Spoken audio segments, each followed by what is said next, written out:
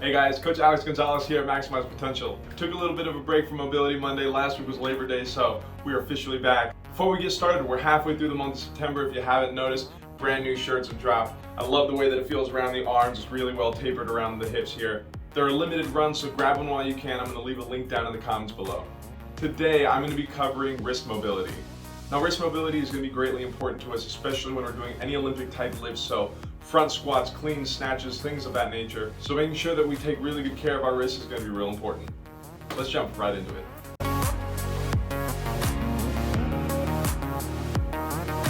So first and foremost, the most efficient way to do any type of mobility work is going to be to follow these 3 simple steps. You're going to want to roll, stretch, and then strengthen. Doing it in this order is going to be the most efficient.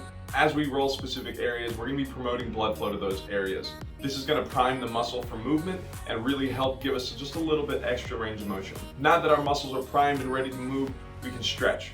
With that little bit of extra range of motion, we can stretch just a little bit further than we would have if we didn't roll. So now that we've rolled, now that we've stretched, we've got optimal range of motion and we can get into strengthening. Rolling and stretching is imperative when it comes to strengthening because we want to be able to make the widest range of motion that we possibly can for our own physiology. Now, let's get into the wrists. So we're going to start with a simple roll. I've got a hand roller here. If we don't have a hand roller at home, that's okay. We can actually use a rolling pin. How we're going to do this, we're going to get into a crisscross position here. I'm going to extend one of my legs and open up the opposite knee. Now I'm going to take the handle, not the actual roller, but just the handle, and I'm going to place it right behind the knee. I'm going to close that knee up, and I'm set. Now when we talk about the wrist is going to be primarily controlled by the flexors in the forearm here and then the extensors here in the back of the arm. So we want to go ahead and roll on these guys. Now this is a smaller area, so we don't want to take any longer than about a minute on each side. So getting right into the flexors, we're going to want to roll down the forearm here. Maybe play with a couple of different angles. Remember, with any type of myofascial, we don't want to be on any bone. So make sure that we're only getting on muscle. Once we find a spot that's a little tender, that may not feel so great, let's go ahead and sit on it. And you can make small motions here, maybe do a couple of wrist curls. You should feel that pressure kind of dissipate.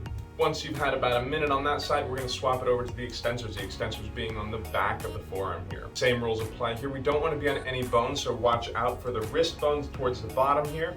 And then watch out for the elbow at the end here. Same thing, once you find a spot, take about 20-30 seconds or so. You should be able to find about 3 spots before finishing. Now remember, everything we do to one side, we've got to do to the other. So go ahead and swap sides here, extend that leg out. Now we're in that crisscross position and I can get into both sides. 1 minute on each. Now the next step is going to be to stretch. So now that we've rolled out both the flexors and the extensors, we're going to want to stretch both of those. Now we're going to do this rather dynamically, and there's going to be a couple of positions that we want to get into. So we're going to start with the flexors, and the way that we're going to do that is we're going to start palms down on the ground. We're going to have to put a little bit of pressure into here, so I like to go and take my thumbs and place them right next to my knees here. My fingers are facing away from me, and I'm just going to lean forward here. You're going to feel a little bit of pressure right into those flexors there. If we feel a little bit too much pressure in the wrist, take a little bit of pressure off of that. Lean a little bit further back. We're going to do about 5 or 6 leans forward and back here. Once we get a good amount of those, we're going to have those fingers facing each other now. Same thing, palms still at the ground. We're in those flexors and we're going to go side to side. Same thing, we want to hit about 5 or 6 per side here. Now last one, and probably the one you're most familiar with, these fingers are going to be facing towards us now. Now we want to kind of lean back and you should feel that good stretch right in those flexors. Again, we want to make this dynamic, so let's go forward and back. Again, taking about 5 or 6 passes on each here. Great, now that we've gotten into the flexors, let's go ahead and get into the extensors.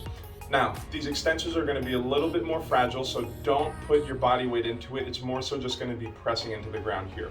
Again, if those flexors were palms down, we're going to go palms up here.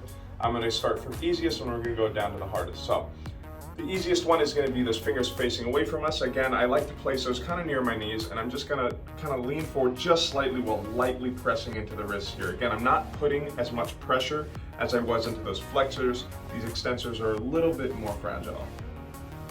We're going to take the same flow here. If those fingers are facing that way, now we're going to be facing each other. So fingers facing each other, we're going back and forth about 5 or 6 here. Now the final step, we're gonna get into some strengthening. Now the way that we're gonna get into this is gonna be super simple. We're gonna wanna take a light weight.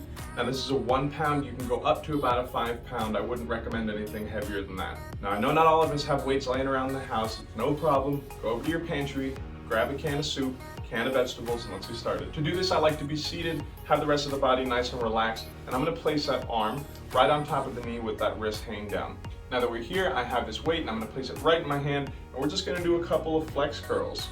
Like I said, these are gonna be flexions, so we're getting right into those flexors in the bottom of the forearm here. Now we're gonna go 3 sets of 12.